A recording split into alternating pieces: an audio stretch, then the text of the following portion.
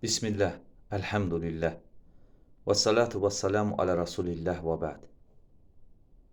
Alimlərin, dəvətçilərin, qəhrəmanların, Allah yolunda can qoyanların məzun olduqları ilk məktəb anadır.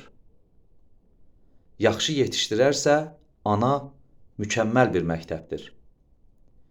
İslam alimlərindən biri demişdir: ana ilk məktəbdir. Əgər o salih və dürüst olarsa, zürriyyət də salih və dürüst olar.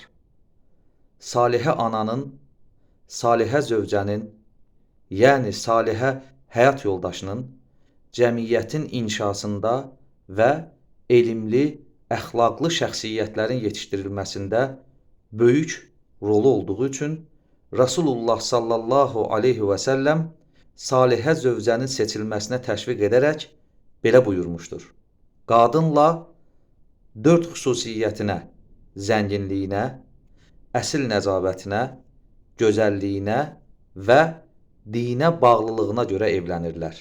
Sən dindar olanı ilə evlən ki, rahatlıq əldə edəsən. Həqiqətən, Allahın izni ilə sağlam bir cəmiyyətin formalaşmasında anaların böyük rolu vardır. Subhanəkə Allahumma və bihamdik, əşhədu ən la iləhə illə ənt, əstəğfiruka və atubu ileyk.